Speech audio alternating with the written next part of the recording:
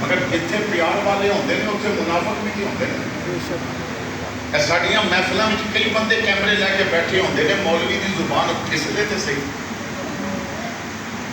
سبقت لسانی ہوگے تے صحیح, اور پھر جا کے جناب صبح تو پہلے پورے ملک اور پوری دنیا میں گستاخی کا لیبل لگ جاتا ہے, اور عمرہ گزر رہی ہیں علماء دیاں صفائیاں دینے. جو بات میں کرنا چاہتا ہے, اتنے گستاخی آل بیت بیٹھا سی, کھڑا ہو گیا, کہتا ہے بادشاہ میں نہیں منتا کہ درندہ جنگل دا خون پہچانتا ہو گیا, میں ادو مننا گا جدو محمد بن علی خود شیر دے پنجرے بھی. ان پرے دربار بھی بات ہو گئی. خلیفہ کہتا ہے حضور کی کرو گے؟ تو فرمایا ایک شرط تے شیران دے پنجرے جاواں گا. حضور وہ کی؟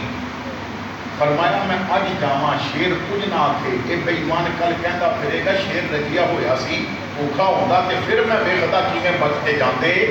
3 دن شیراں نو بھوکھا پیاسا رکھو, تیسرے دن پنجرے دا بوہا تسی کھول دے وی ہو تے محمد دے خون دا کمال تانوں میں دکھا دے. تیسرا دن آ گیا, دنیا کٹھی ہو گئی, شیراں دے پنجرے دے قریب اج ایک سید خون رسول دا کمال دکھائے گا.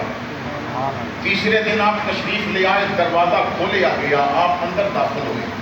وہ 3 دنوں دے بھوکے تے پیاسے شیر جب دوڑے نا با خوراک آئیے ساڑی قریب آئے تے میرے مصطفیٰ دے خون دی مہک آئی, میرے مصطفیٰ دے خون دی خوشبو آئی. شیر نظر نہیں آ رہے, کتے بن گئے نے وفادار, اپنے مالک دا پیر پہ چم دے نے. اور میرا وجدان کہندا ہے شاید اے یا منظر اعلیٰ حضرت نے پڑھی ہے تے قلم اٹھا کے کیا کا تسلی ہو گئی ہے تیری نسل پاک